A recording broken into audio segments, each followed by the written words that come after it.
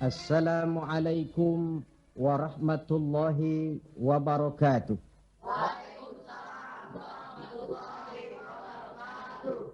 Bismillahirrahmanirrahim. Alhamdulillahi rabbil alamin. Wassalatu wassalamu ala ashrafil anbiya'i wal mursalin. Sayyidina wa maulana Muhammadin wa ala alihi wa ashabihil mujahidin at-tahirin, amma ba'd.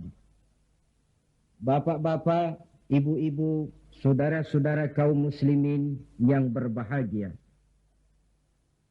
sudah bukan merupakan rahasia lagi bahwa kemajuan ilmu pengetahuan dan teknologi modern telah mengantarkan masyarakat manusia kepada menikmati satu bentuk kehidupan yang lebih mudah dan lebih dekat dengan apa yang mereka harapkan. Dengan kemajuan ilmu dan teknologi, dunia telah dirubah oleh manusia seolah-olah dari sebuah daerah yang kosong menjadi kota-kota yang penuh dengan gedung-gedung pencakar langit. Apa yang bagi manusia yang hidup di masa lampau hanya ada dalam idealisme mereka, sekarang ini sudah bukan merupakan rahasia lagi. Orang telah bertandang ke bulan, dan mungkin dalam beberapa tahun yang akan datang, mereka akan mendarat pula di planet-planet lainnya. Kekurangan tanah pertanian bisa diatasi dengan merubah gurun pasir yang gersang dan tandus menjadi areal pertanian yang subur. Hujan lokal dapat dibuat. Kekurangan air bisa diatasi dengan penyulingan air laut melalui proses kimiawi. Penyakit-penyakit akan berkurang dan hidup makin dekat kepada apa yang diharapkan. Pertanyaan yang paling mendasar ialah, sudah sampaikah manusia kepada kebahagiaan? Adalah benar, dengan kemajuan ilmu dan teknologinya, manusia mencoba menyingkap tabir rahasia alam ini. Namun tiap kali tabir rahasia itu terbuka, terbentuk pula misteri-misteri baru yang memerlukan jawabannya. Di pihak lain, kemajuan yang diperoleh itu telah melahirkan satu bentuk kehidupan di mana manusia mempunyai satu mitos bahwa seluruh persoalan kehidupan bisa dipecahkan dengan otak manusia. Maka sebagai efek dari kemajuan ilmu dan teknologi itu, kita melihat lahirnya kelompok-kelompok manusia yang otaknya penuh berisi ilmu pengetahuan modern, tapi jiwanya kosong dan hampa, merasa tidak puas dengan ini dan itu, walaupun hidup sudah serba ada dan serba cukup. Akibat lainnya ialah kerusakan terhadap alam. Kita maklum, manusia memulai orientasinya dengan tunduk kepada alam. Pada proses selanjutnya, manusia mulai mengadakan adaptasi, penyesuaian diri dengan alam. Dan selanjutnya, manusia mulai mengadakan eksplorasi, penundukan kepada alam, memanfaatkan alam untuk menunjang kebahagiaan yang mereka dambakan. Akibatnya, penggunaan sumber daya alam yang melampaui batas sering merusak alam itu sendiri. Kita ambil satu contoh misalnya. Akibat meningkatnya penggunaan bahan bakar dan penggunaan bahan kimia, maka terjadilah pencemaran udara. Yang ini akan menyebabkan terjadinya hujan asam, yang menyebabkan matinya plankton dan organisme akuatis air. Di sisi lain kita melihat akibat percobaan nuklir misalnya, ya ini rusaknya lapisan ozon di atmosfer yang akan menghilangkan perlindungan makhluk hidup terhadap sinar ultraviolet dari matahari, yang pada gilirannya ini akan menaikkan frekuensi daripada penyakit kanker. Ketidakseimbangan alam sering timbul sebagai dampak dari penggunaan sumber daya alam yang berlebihan. Akibatnya akan kembali kepada manusia itu sendiri. Alam memang tidak selalu ramah, memberikan begitu saja apa yang dibutuhkan oleh manusia. Tetapi alam juga bisa kejam kalau sumber daya yang dimilikinya dikuras secara berlebihan tanpa memperhatikan keseimbangan yang ada di dalamnya. Oleh karena itu, marilah kita mencoba melihat gejala-gejala alam yang sering kita dapati di dalam kehidupan ini. Alam merupakan ayat Allah, ayat yang tercipta oleh Allah. Manusia memang diperintahkan untuk memanfaatkan apa yang bisa dimanfaatkan dari alam ini, tetapi dengan tetap menjaga keseimbangan yang tidak akan menimbulkan dampak negatif bagi kehidupan manusia itu sendiri. Gejala alam sering tidak bisa dianalisa, tidak bisa dideteksi oleh kemajuan teknologi yang serba canggih ini. Bulan-bulan terakhir ini, gejala-gejala alam ini sering menimbulkan hal-hal yang lazimnya kita namakan dengan musibah. Gempa bumi di Tarutung yang belum selesai itu diatasi, menyusul dengan tanah longsor di Padang Panjang. Belum selesai tanah longsor diatasi orang, Bengkulu dihantam banjir, puluhan jiwa hanyut tanpa nyawa. Belum lagi bencana alam ini selesai, kebakaran pun timbul di mana-mana. Gejala apa semua ini? Ilmuwan mungkin akan menjawab, oh kalau terjadi gempa bumi itu gejala alamiah, biasa proses pergeseran kulit bumi. Kalau ada tanah longsor, oh itu karena memang karakter tanahnya yang labil. Salah manusia kenapa tinggal di situ. Mungkin merupakan gejala alamiah, kata para ilmuwan. Mungkin proses pergeseran kulit bumi, kata ahli geologi. Mungkin karakter tanahnya yang memang labil, kata orang yang ahli tanah. Mungkin karena alam sudah bosan bersahabat dengan manusia, kata Ebit. Kalau tidak percaya, silahkan tanya kepada rumput yang bergoyang. Mungkin. Tetapi pada pertemuan kali ini, saya ingin mengajak kita semua untuk melihatnya dengan kacamata agama. Saya katakan tadi bahwa gejala alamiah sering tidak bisa dideteksi oleh ilmu dan teknologi modern. Berbagai macam analisa, berbagai macam kesimpulan diambil orang setelah terjadinya bencana. Sebelum terjadinya bencana tidak ada orang bicara soal itu. Sebelum Tarutung dilanda gempa tidak ada orang cerita macam-macam. Sebelum Padang Panjang dihantam longsor tidak ada analisa orang tentang karakter tanah yang labil. Setelah banjir terjadi, gempa melanda, topan bertiup, barulah analisa pun bermacam-macam. Maka pada kesempatan ini kita akan melihat gejala ini dengan kacamata agama. Menurut agama, apapun yang menimpa kita lazimnya dinamakan musibah. Musibah ialah ma asaban nasu min khairin aw syarrin.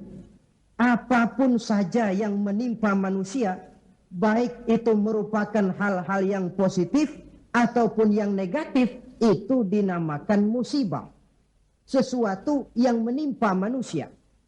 Tapi dalam proses penggunaannya kemudian musibah ini lebih ditujukan kepada hal-hal yang sifatnya negatif dan tidak diharapkan oleh manusia.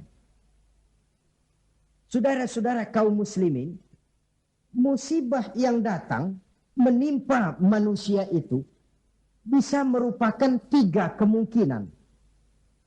Kemungkinan pertama sebagai ujian. Kemungkinan yang kedua merupakan teguran.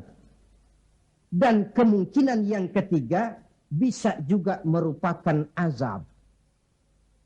Jadi kalau datang musibah menimpa kita, hal pertama yang harus kita teliti, ini ujian atau teguran atau merupakan azab. Kalau musibah itu menimpa orang-orang yang beriman, petani yang rajin sujud tapi sawahnya dihantam wereng, peladang yang rajin beribadah tapi kebun jambunya dimakan ulat misalnya, itu merupakan ujian. Sebaliknya, seorang mukmin yang gemar melakukan dosa lalu mendapat musibah, itu merupakan teguran agar dia kembali ke jalan yang benar. Sedangkan kalau orang kafir yang mendapat musibah, itu merupakan azab pada kehidupan di dunia ini. Syukurlah kalau musibah yang menimpa kita merupakan ujian. Sebab musibah yang merupakan ujian ini, jikalau kita jalani dengan lapang dada, tetap bertawakal kepada Allah, akan memberikan pahala kepada kita. Apa saja musibah yang merupakan ujian itu? Dalam surah Al-Baqarah ayat 155, Allah Subhanahu wa taala menjelaskan, A'udzu billahi minasyaitonir rajim. وَلَنَبْلُوَنَّكُمْ بِشَيْءٍ مِّنَ الْخَوْفِ وَالْجُوعِ وَنَقْصٍ مِّنَ الْأَمْوَالِ وَالْأَنفُسِ وَالثَّمَرَاتِ. Dan pasti, kata Allah, ada lam taukid di sini, dan pasti kami akan menguji kamu. Dengan apa? Bisyai'im minal khauf, dengan sebagian kecil dari rasa takut. Rasa takut yang tidak beralasan itu merupakan musibah. Musibah yang ujian buat orang-orang yang beriman. Kadang dalam hidup ini kita dihinggapi rasa takut. Yang kaya takut jatuh miskin. Yang berpangkat berkedudukan tinggi takut kalau jatuh lagi. Takut pensiun. Takut dan paling akhir takut mati. Bisyai'im minal khauf, kami coba, kami uji kamu dengan sebagian kecil daripada rasa takut. Wal ju' dan rasa lapar. Kelaparan yang melanda dunia di Ethiopia misalnya, di Bangladesh misalnya, dan di belahan bumi-bumi lainnya. Timbul pertanyaan, di negara-negara komunis itu jelas orangnya tidak bertuhan semua, tapi jarang yang kedengaran kelaparan. Apa ini? Inilah ujian buat orang-orang yang beriman. Sebagian kecil dari rasa takut dan rasa lapar. Wa naqsin minal amwal, kekurangan harta. Entah kemalingan, entah kebakaran, entah banjir yang menyebabkan rusaknya harta benda, wasamarat dan kekurangan buah-buahan. Panen tidak jadi, musim panas berkepanjangan, orang ngamuk, ulat melanda. Ini merupakan musibah yang ujian. Menghadapi ujian semacam ini, Allah menjelaskan dalam kalimat berikutnya, wabasyiris sabirin. Dan gembirakanlah orang-orang yang sabar menghadapi ujian tadi itu. Siapa sih orang yang sabar itu? Dalam pengertian sehari-hari, maaf ya, kita sering salah kaprah dengan sabar ini. Menurut kita yang namanya sabar itu orang yang diam, ayem, nggelenggem, gak macem-macem, itu kita sebut sabar.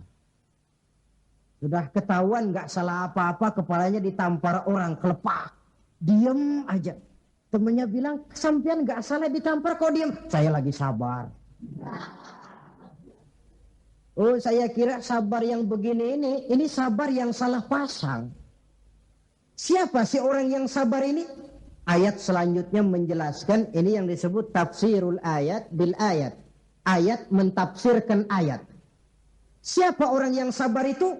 Alladzina iza asabathum musibah qalu inna lillahi wa inna ilaihi raji'un.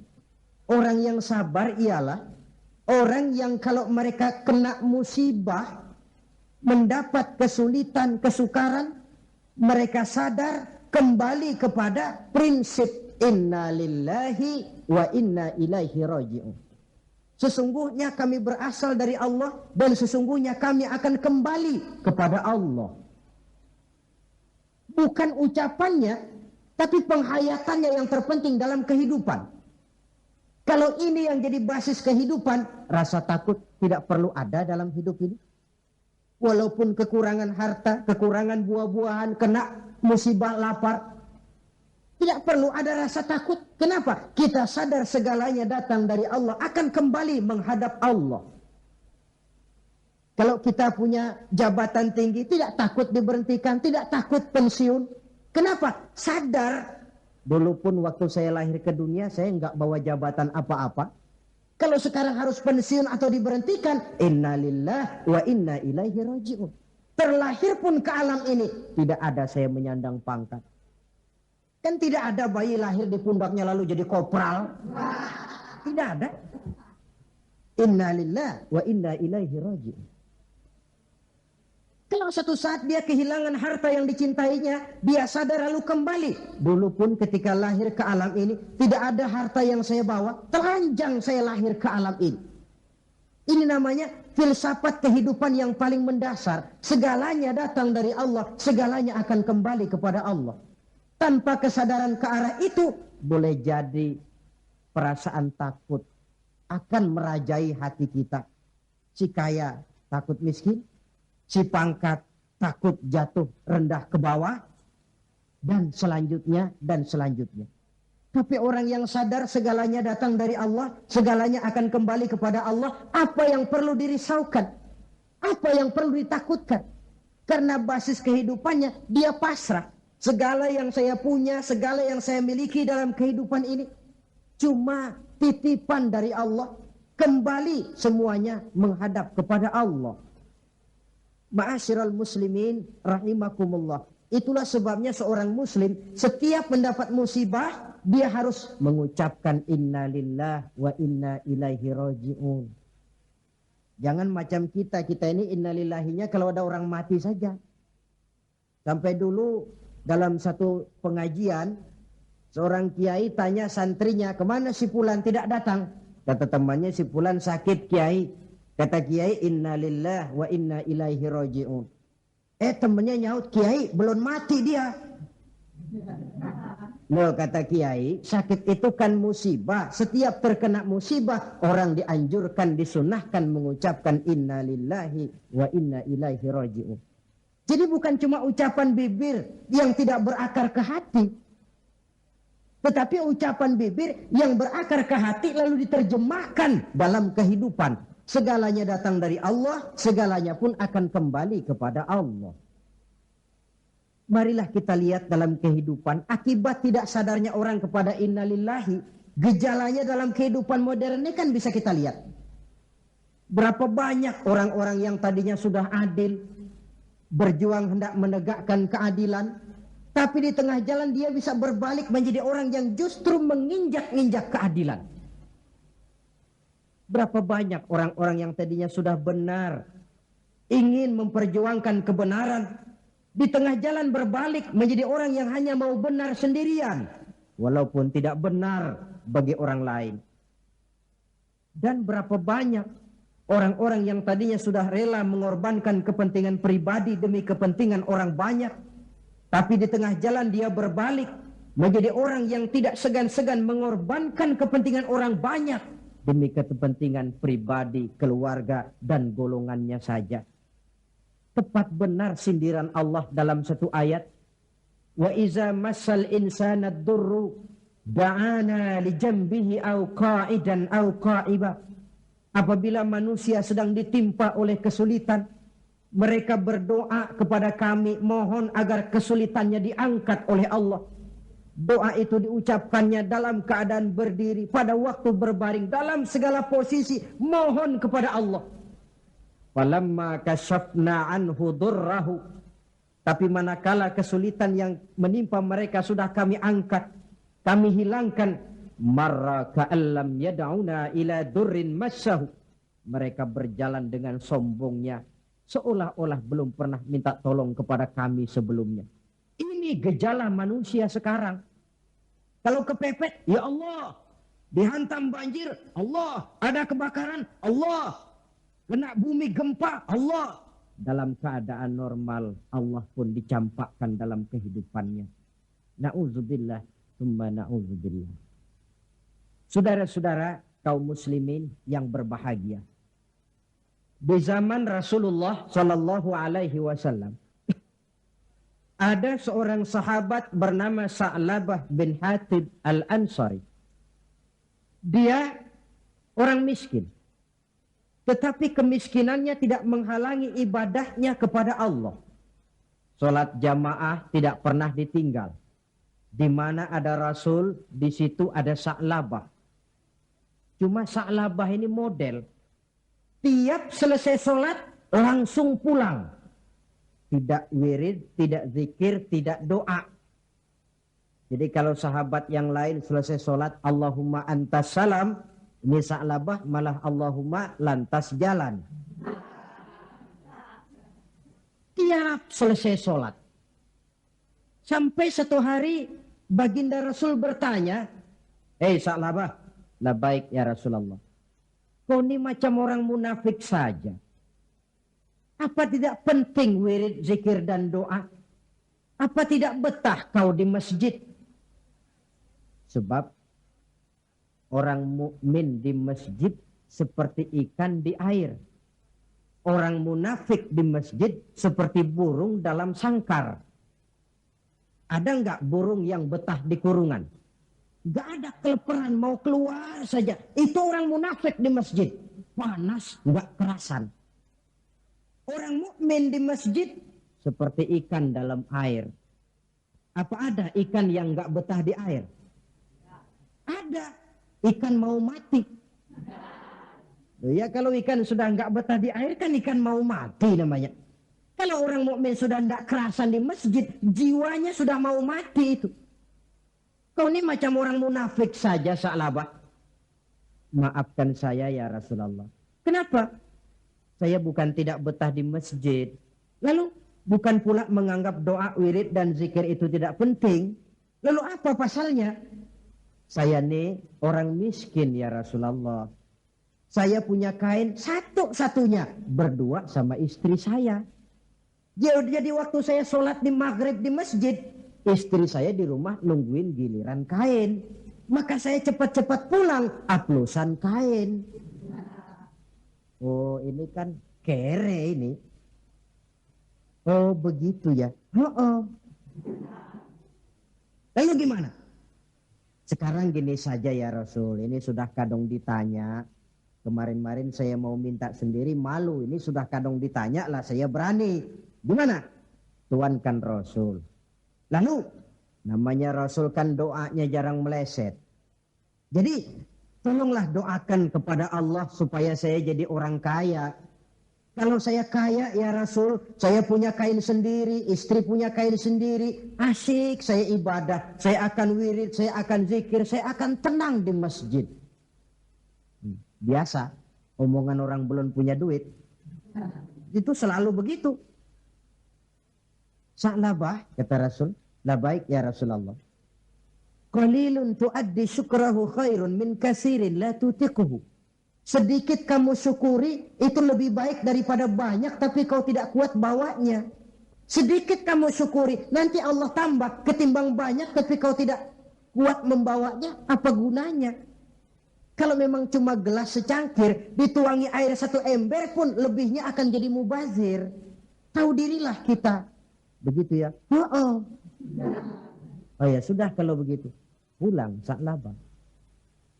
Besoknya bertemu lagi dengan Rasul. Gimana Sa'labah? Sudah ya Rasul. Sudah apa? Sudah saya pikir-pikir. Lalu ya syukur sih syukur. Cuma saja kalau kain satu berdua rasa-rasanya repot juga awak nih nak bersyukur. Jadi bagaimana? Sudahlah ya Rasul, doakan saja saya jadi orang kaya lah. Sa'labah, saya ya Rasul. Kau ini kan orang Islam toh? Iya. Nah, orang Islam itu yang jadi contoh siapa? Tuhan ya Rasulullah. Betul? Betul. Kau lihat saya kaya enggak? Enggak. Kenapa minta kaya? Iya ya. Iya, pulang. 2 kali knockout. Hari ketiga datang lagi dia ke masjid nekat. Ya Rasulullah, gimana Sa'labah? La in atani Allahu min fadlihi la usaddiqanna wa la akunanna minas salihin. Kalau Allah memberikan rezeki kepada saya, kalau saya jadi orang kaya ya Rasul, pokoknya saya akan jadi orang soleh, tekun ibadah. Wala a'ti kulladzi haqqin haqqah. Akan saya berikan tiap orang haknya. Pokoknya kalau saya kaya, sip dah. Omongan orang belum kaya memang begitu. Saudara-saudara, kata Rasul, salabah yang benar. Benar. Yakin? Yakin. Janji ya? Janji. Mari saya baiat. Selesai baiat, didoakan oleh baginda Rasul. Allahumma rzuq Sa'labah. Ya Allah, berikan rezeki kepada Sa'labah. Selesai didoakan, Sa'labah dihadiahkan seekor kambing oleh baginda Rasul. Kambing perempuan, sedang hamil. Malah nggak ada suaminya lagi. Ya nggak apa-apa kambing. Saya ini cerita kambing. Kambingnya hamil nggak ada suaminya. Kambing. Yang orang jangan tersinggung loh. Saya ngomong kambing. Sa'labah, kau bawa pulang kambing ini. Kau pelihara. Mudah-mudahan membawa berkah. Baik ya Rasul. Dibawa pulangnya kambing itu, dirawatnya baik-baik. Lalu lahiran kambing itu. 1 jadi 2. 2 jadi 3. 3 lahir lagi jadi 5. 5 jadi 7, 7 jadi 10, 10 jadi 15. Makin lama makin banyak kambingnya, makin sibuk. Datang sholat mulai terlambat. Kalau tadinya belum azan sudah datang ke masjid, sekarang sudah qomat baru nongol. Lambat laun sholat 5 waktu tidak kelihatan di masjid, kelihatan cuma Jumat saja. Itu pun kalau khatib sudah naik mimbar dia baru datang. Rasul bertanya, kemana Sa'labah? Sibuk ya Rasul, kambingnya makin banyak sekarang, ngembalanya keluar kota. Ya wailah Sa'labah. Aduh, kasihan Sa'labah. Aduh, celaka Sa'labah. Sampai Jumat pun tidak kelihatan di masjid. Kelihatan paling-paling cuma Idul Fitri sama Idul Adha. Sholat tahunan.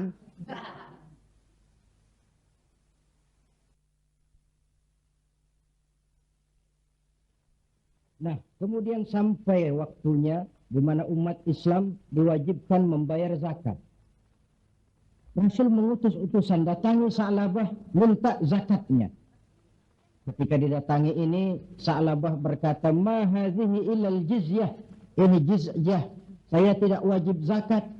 2 kali sampai 3 kali. Dia tidak mau bayar zakatnya. Kata Rasul, cukup. Jangan didatangi lagi. Kemudian turunlah ayat wa minhum man ahadallaha la in atani Allahu min fadlihi la usaddiqanna wa la akunanna minas salihin.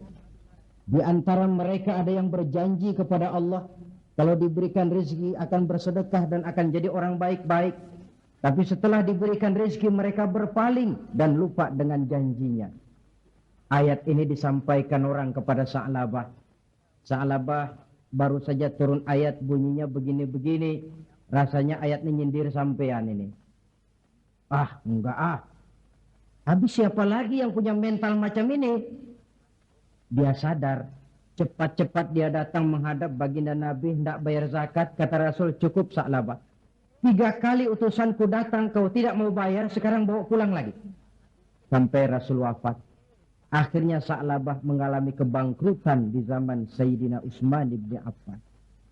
Tengoklah riwayat Sa'labah ini. Ketika diuji dengan kemiskinan, dia lulus. Rajin ibadah, dekat dengan Rasul. Tapi ketika diuji dengan kekayaan, dia lupa diri dan jatuh menjadi orang yang bakhil. Saudara-saudara, itulah sebabnya kita berharap mudah-mudahan bencana yang menimpa bangsa kita akhir-akhir ini, entah itu merupakan gempa di Tarutung, tanah longsor di Padang Panjang, banjir di Bengkulu, kebakaran di Pasar Mercubuana, Medan, kebakaran di Pasar Anyar, Bogor. Kita berharap itu merupakan ujian saja. Ujian yang harus kita terima dengan sikap mental inna lillah wa inna ilaihi raji'un. Segalanya datang dari Allah, kembali kepada Allah. Lalu apa manusia ini? La haula wa la quwata illa billahil aliyyil azim. Nah, ini musibah pertama. Musibah merupakan ujian. Yang kedua, ada musibah itu yang merupakan teguran dari Allah. Bukan ujian, tapi teguran. Yang namanya ditegur, tentu karena orang lalai, lupa diri, lengah, sehingga perlu ditegur. Dalam surah Ar-Rum ayat 41, Allah menjelaskan, Zaharul fasadu fil barri wal bahri bima kasabat aydin nas. Telah bertebaran kerusakan di daratan dan di lautan dari sebab ulah tangan-tangan manusia. Liyuziquhum ba'dallazi 'amilu la'allahum yarji'un. Agar Allah memberikan kepada mereka sebagian daripada balasan akibat ulah tangan mereka sendiri. Mudah-mudahan dengan balasan dan teguran-teguran ini mereka kembali sadar, ingat diri dan bertaubat kepada Allah Subhanahu wa taala. Telah bertebaran kerusakan di daratan dan di lautan dari sebab ulah tingkah pola tangan manusia. Di awal tadi sudah saya coba jelaskan sepintas. Kemajuan ilmu dan teknologi modern ternyata tidak selamanya punya dampak positif. Juga dia punya dampak negatif yang berakibat kepada kehidupan manusia sendiri. Satu contoh misalnya. Sekarang ini kan orang mulai membuat apa yang disebut dengan rumah kaca. Kalau saudara berjalan melihat bangunan-bangunan tinggi dan sudah ada yang seolah semuanya ditutup dengan kaca. Memang di lain pihak akan mengurangi penggunaan sumber daya alam yang baku, tapi di lain pihak rumah kaca ini akan menaikkan suhu udara. Akibatnya permukaan air laut akan naik karena mengembangnya air laut. Dan jangka panjangnya melelehnya es di kutub. Akibatnya kota-kota yang berada di pantai-pantai yang rendah banyak mengalami erosi dan pencemaran air. Misalnya Jakarta, Bangkok, New York. Tahu New York? Pernah ke New York?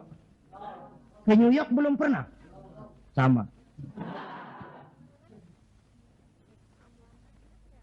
Lalu percobaan nuklir, taruh kata di bawah tanah, tapi efek negatifnya tadi saya katakan, rusaknya lapisan ozon di atmosfer sana, di daerah Antartika, yang akan menghilangkan perlindungan makhluk hidup terhadap sinar ultraviolet dari matahari.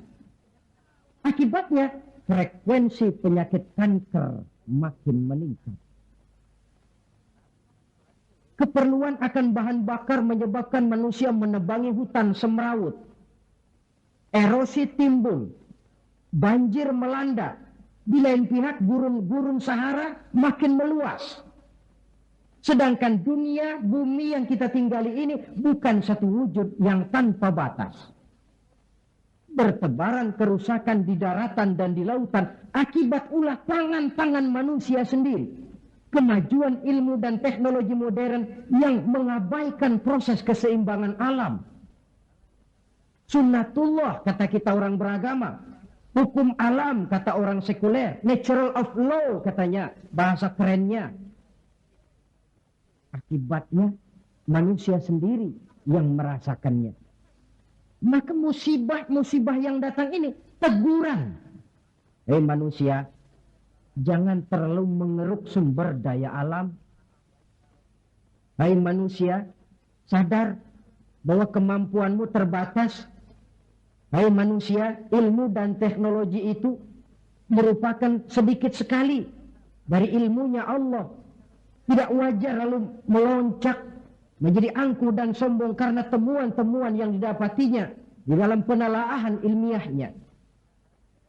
Ini bencana musibah yang merupakan teguran. Atau di dalam satu masyarakat yang maksiatnya merajalela. Yang ma'ruf jalan, tapi yang munkar juga jalan. Artinya 50-50. Majelis taklim ramai, majelis judi pun makmur. Pondok pesantren hidup, tapi juga tempat-tempat maksiat berjalan. Keseimbangan ini memerlukan teguran. Dan teguran itu sesungguhnya tidak hanya dalam bentuk bencana alam, tapi juga secara pribadi yang ada dalam diri kita. Kalau kulit mulai keriput, teguran itu, awas kereta mau berangkat. Jangan tua-tua keladi nak, makin tua makin menjadi. Sadarlah diri. Kalau uban sudah bertabur, kalau pandangan sudah lamur, kalau pendengaran sudah kabur, kalau makan pun cuma kuat makan bubur, tandalah tuh sudah dekat ke lubang. Awas kereta mau berangkat. Teguran yang datang menimpa diri dalam bentuk yang luas, yang merupakan bencana alam, musibah, dan sebagainya. Ini bentuk yang kedua. Bencana merupakan teguran. Bentuk yang ketiga, ada bencana itu, musibah itu, yang merupakan azab dari Allah. Dalam surah Ali Imran ayat 112, Allah subhanahu wa ta'ala menjelaskan, Duribat alaihimu zillatu aynama thukifu. Dimanapun mereka berada, mereka akan ditimpa oleh kehinaan. Illa bihablim minallah wa hablim minan nas. Kecuali mereka yang teguh berpegang dengan tali Allah, agama ini, wa hablim minan nas, dan tali hidup bermasyarakat. Waba'u bighadabim minallah.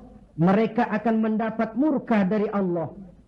Waduribat alaihimul maskana, juga ditimpakan kehinaan dan kerendahan kepada mereka. Apa penyebabnya? Dzalika biannahum kanu yakfuruna biayatillah wa yakfuruna al-anbiya'a bighairi haqq. Dzalika bima 'asaw wa kanu ya'tadun. Ada 4 penyebabnya menurut Ali Imran ayat 112 ini. Kenapa ditimpakan kehinaan, kerendahan? Lahir di tengah negara Katulistiwa, bagaikan jamrut mutiara, daerahnya subur makmur, hijau ranau, gemah ripah, loh jenawi. Tapi kadang-kadang tertimpa kelaparan, tertimpa ketakutan. Apa penyebabnya? 4 penyebab utama. Pertama, yakfuruna bi ayatillah.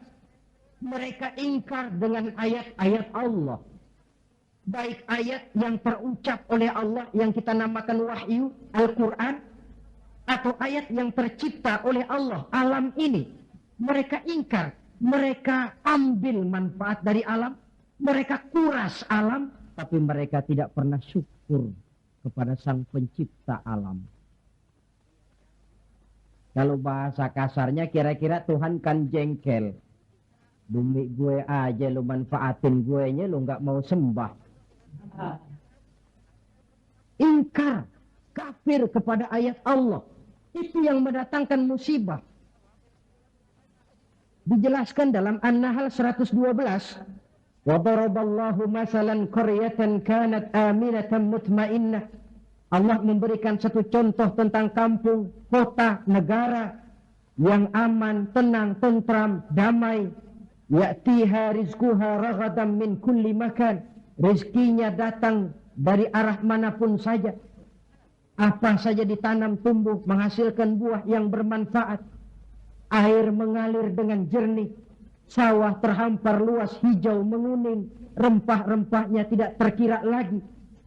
Fakafarat bi an'umillah. Tapi penduduknya ingkar kepada nikmat Allah. Apa yang terjadi? Fa'azaqahallahu libasal ju'i wal khawf bima kanu yasna'un. Akibatnya Allah hantam mereka dengan kelaparan dan ketakutan dari sebab ulah mereka sendiri. Jadi musibah yang merupakan azab itu datang, penyebab pertamanya orang kufur kepada ayat-ayat Allah. Baik yang terucap oleh Allah, yaitu wahyu, atau kufur kepada ayat yang tercipta oleh Allah, yakni alam yang terbentang ini. Penyebab yang kedua, wa yaqtuluna al-anbiya'a bighairi haqq. Mereka membunuh para nabi tanpa alasan yang benar. Membunuh nabi. Loh Pak, zaman sekarang kan nggak ada nabi, bagaimana kita mau membunuh nabi? Memang zaman kita tidak membunuh nabi secara fisik karena nabinya tidak ada. Tapi menginjak-injak ajarannya, meletakkan ajarannya di bawah rasio, itu kan sudah membunuh nabi. Buat apa kita agungkan namanya kalau kita injak ajarannya? Buat apa kita sebut dan kita sanjung dia kalau kita belakangi perintahnya? Membelakangi para nabi. Itu sudah pembunuhan kepada para nabi, pembunuhan gaya modern zaman kita sekarang ini. Oh, Muhammad itu manusia biasa. Sebagai manusia kan dia bisa salah. Karena itu yang mutlak cuma Quran. Hadis sunnah itu bikinan Nabi saja, itu kan sejarah. Jadi sumber agama cuma Quran. Muncullah orang-orang yang ingkar sunnah. Itu kan juga membunuh Nabi. Wa yaqtuluna al-anbiya'a bighairi haqq. Sebab yang kedua. Adapun sebab yang ketiga, dzalika bima asal. Perbuatan maksiat yang merajalela, dikerjakan terang-terangan. Agama memerintah amar ma'ruf nahi munkar kan, tapi yang dia kerjakan amar munkar nahi ma'ruf. Tebulak apa? Terbalik. Amar munkar nahi ma'ruf, yang munkar malah dianjurkan, yang ma'ruf yang baik-baik malah dicegah. Yang munkar dianjurkan, bahkan diberikan iming-iming akan mendapat hadiah sekian ratus juta, akan ini akan itu. Yang munkar diiming-iming, yang ma'ruf malah dihalang-halangi. Pengajian sulit, dakwah kadang-kadang mengalami posisi yang tidak diharapkan. Akibatnya, ya prinsip yang terbalik namanya amar munkar nahi ma'ruf. Yang munkar diperintah, yang ma'ruf malah dicegah. Akibatnya, perbuatan munkar dikerjakan berterang-terangan. Malah belum lama ada orang yang mengusulkan supaya pemerintah membuka judi secara resmilah untuk menutup judi yang ngumpet-ngumpet ini. Sebab kalau resmi nanti bisa dikontrol katanya. Inna lillahi wa inna ilaihi raji'un. Yang sudah diputuskan untuk dilarang, dianjurkan supaya dibuka lagi.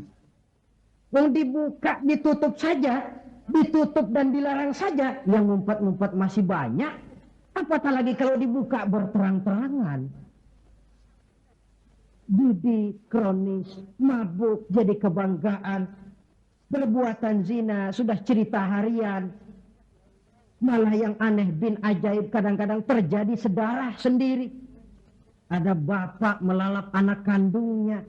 Ada anak kandung tidur sama ibunya. Kalau tidur biasa wajar. Ini tidur-tidur.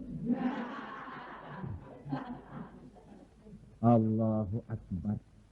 Perbuatan maksiat yang merajalela mengundang azab. Yang keempat, penyebab yang keempat, wa kanu ya'tadun. Mereka benar-benar telah melampaui batas. Yang kaya melampaui batas, menumpuk kekayaannya. Beli gunung, beli laut, beli langit kalau bisa. Ya'tadun, perbuatan yang melampaui batas.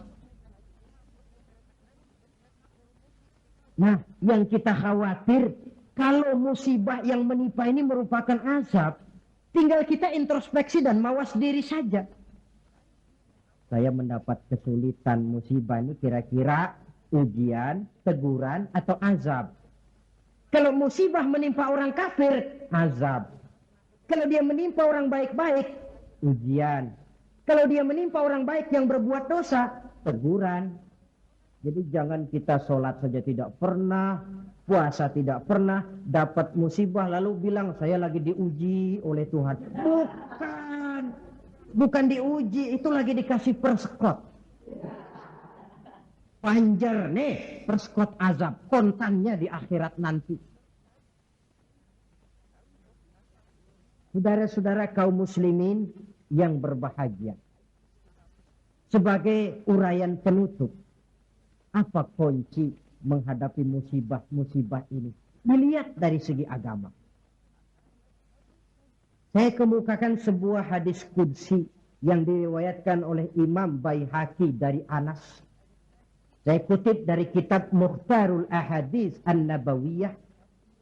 Allah Subhanahu wa taala berfirman dalam hadis qudsi ini, "Inni la ahammu bi ahlil ardi azaban." Kadang-kadang kata Allah, aku ingin mengirimkan azab kepada penduduk bumi ini.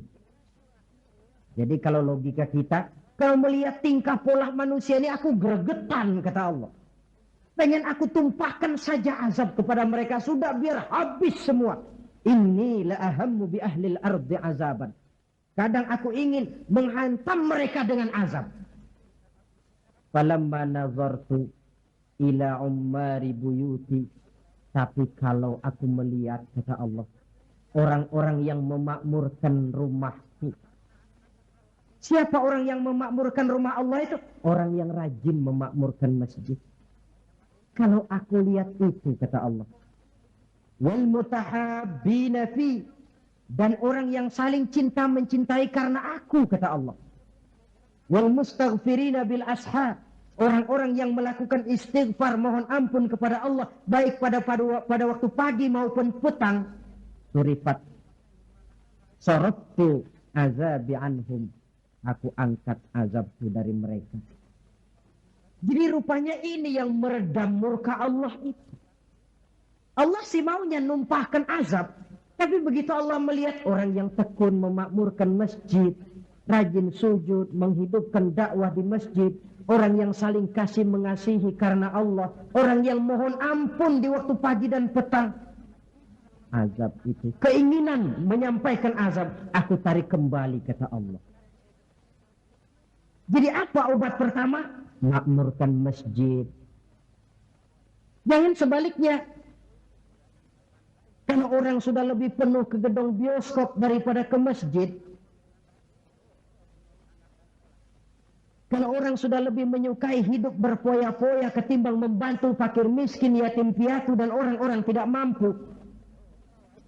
Kalau Quran sudah jadi bacaan wajib, sementara Quran cuma sekedar hiasan rak di rumah, tidak ada lagi nanti yang dipandang-pandang Allah. Wal mutahabbina fi, orang yang cinta mencintai karena Allah. Wal mustaghfirina bil ashar, orang yang memohon ampun pada waktu siang dan malam, sore dan pagi. Ini yang meredam murka Allah.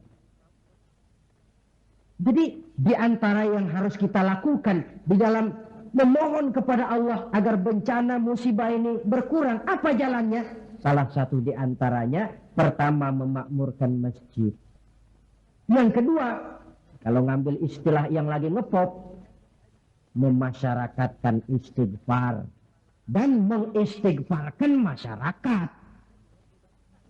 Jangan cuma olahraga saja di masyarakat, istighfar. Satu contoh pengalaman, beberapa waktu yang lalu kan Gunung Galunggung meletus toh. Meletus apa meletus? Meletus. Di kaki Gunung Galunggung, di desa yang namanya Kikisik, tinggal seorang ajengan, kiai kalau di Jakarta bilang, ajengan Syadili. Beliau belum lama meninggal dunia. Orang lain pindah, beliau tenang saja di situ. Pesantren, masjid, komplek perumahan. Saya pernah berziarah ke tempat beliau pada saat gunung sedang aktif, meletus. Saya tanya, ajengan, apa ndak kepengen hijrah? Hijrah? Iya. Saya malah menganjurkan, kata beliau. Tapi hijrah yang saya anjurkan itu pindah dari maksiat kepada taat. Pindah dari jauh kepada Allah menjadi dekat dengannya. Pindah dari menentang Allah menjadi taat kepadanya. Pindah dari malas ibadah menjadi rajin ibadah. Hanya dengan hijrah macam ini insya Allah Galunggung reda. Sebab siapa sangka dia bakal meletus. Tidak diawasi. Tidak masuk gunung yang frekuensinya itu membahayakan dalam waktu singkat seperti anak Krakatau atau Merapi. Tahu-tahu meletus. Dan letusannya cukup lama, memakan waktu 1 bulan lebih. Enggak, saya bilang ajengan. Maksud saya hijrah pindah tempat tinggal ini bahaya kelas 1. Kalau lahar jatuh habis ini. Lalu beliau membacakan satu ayat yang saya tercenung. Apa ayat yang beliau baca? Wa ma kana li nafsin an tamuta illa bi iznillah. Tidak ada orang akan mati kalau bukan dengan izin Allah. Biar saya tetap di sini, kalau Allah tidak izinkan saya mati, insya Allah saya selamat. Lantaran yang ngomong kiai ahli ibadah, saya setuju. Tapi kalau yang ngomong okem, nah, biar saya di sini, kalau Allah nggak izinkan kan saya selamat. Alah, jangan bertingkah lah, pindah aja. Kita ini kan kadang-kadang tidak melihat makom ya, kedudukan di sisi Allah. Orang lain baca ini bisa begini ya, orang lain kiai, kita yang bukan kiai, lalu mau ikut-ikutan. Nabi Ibrahim masuk ke api. Lalu ada ayat, ya narukuni bardan wassalaman ala Ibrahim. Hei api dingin, kamu selamatkan Ibrahim. Nabi Ibrahim, ya selamat. Api dingin. Loh, kita masuk ke api baca ayat tadi, mateng. Ya Allah, saya teringat hadis qudsi ini. Orang yang tekun memakmurkan masjid. Orang yang kasih mengasihi karena Allah. Orang yang beristighfar di waktu pagi dan petang, dikala siang dan malam. Di tengah maksiat melanda kehidupan, dikala orang lupa diri dan lupa daratan. Hancur di meja judi, hanyut dalam botol-botol minuman keras, terlena di tempat-tempat pelacuran. Dunia bobokkan oleh korupsi dan penyalahgunaan jabatan dan wewenang. Dan segala macam perbuatan-perbuatan yang melampaui batas. Mereka yang tekun memakmurkan masjid. Kasih mengasihi karena Allah, melaksanakan istighfar. Mereka ini yang meredam murka Allah. Disadari atau tidak, kita hutang jasa kepada mereka ini. Kalau tidak lantaran mereka, habis sudah digulung bumi ini. Ini menurut janji Allah dalam hadis qudsi. Karena analisa yang kita pegang ini, analisa agama. Saya tidak melihatnya dari analisa sosial, politik, kebudayaan, ekonomi. Tidak, memang di luar kemampuan saya. Disiplin agama mengajarkan kita begitu. Dengan kata lain, seharusnya kalau ada orang memakmurkan masjid, itu yang kita bantu. Kasih mengasihi karena Allah, itu yang kita dorong. Orang yang melaksanakan istighfar, itu yang kita dekati. Alhamdulillah ya, masih ada yang istighfar. Alhamdulillah ya, masih ada yang memakmurkan masjid. Jangan, alah orang gaek lah, orang tua kertu kerjanya cuma megang-megang tasbih saja. Apa sih bisanya? Cuma istighfar saja. Istighfar ini yang meredam murka Allah. Alah, kerjanya main di masjid mulu, taklim khutbah, apa itu? Ini yang meredam murkanya Allah. Bahkan dalam hadis lain, laula suyukhun rukka wa bahaimun rutta. Kalau tidak karena orang tua yang rajin sujud, kalau tidak karena binatang melata yang mencari makan, kalau tidak karena bayi yang menyusui, la sabba alaihim azaban sabba. Dan aku timpakan azab kepada mereka sehebat-hebatnya. Bayi yang masih menyusui, yang masih bersih dari segala dosa, yang masih punya masa depan. Orang-orang tua yang rajin sujud kepada Allah. Ini peredam murkanya Allah. Jadi kesimpulan, di antara resep mengatasi musibah akhir-akhir ini dari kacamata agama, pertama makmurkan masjid, yang kedua tumbuhkan saling kasih mengasihi karena Allah, yang ketiga memasyarakatkan istighfar dan mengistighfarkan masyarakat. Kaum muslimin, inilah saja yang kita bicarakan pada pertemuan kali ini. Semoga ada manfaatnya. Terima kasih atas segala perhatian. Mohon maaf atas segala kekurangan. Usikum wa nafsi bitaqwallah. Wassalamualaikum warahmatullahi wabarakatuh.